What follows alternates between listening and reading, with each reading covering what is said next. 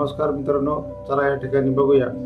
इथे काही फॉर्म्युला दिलेला आहे आणि या ठिकाणी या फॉर्म्युल्यामध्ये इथं बघा काही अंक जे आहेत ते मायनस आहेत, काही प्लस आहेत. जे मायनस अंक आहे ते लाल रंगात आहे आणि जे प्लस अंक आहेत ते हिरव्या रंगात आहे.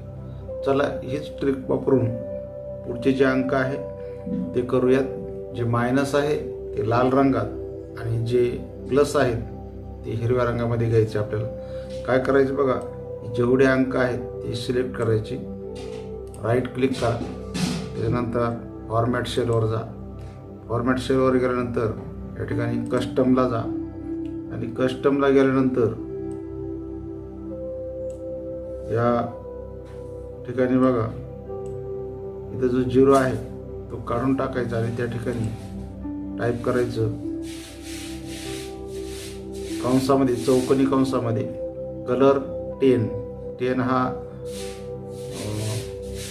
हिरव्या रंगाचा अंक आहे. कंस पूर्ण 0 सेमीकॉलम, परत कंस कलर 3 हा रेड रंगाचा अंक आहे, कोड आहे. कंस पूर्ण -0 आणि इथं आता ओके करायचं आहे.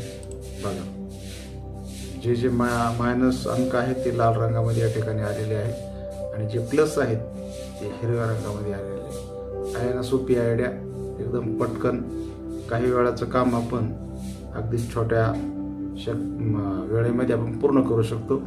धन्यवाद.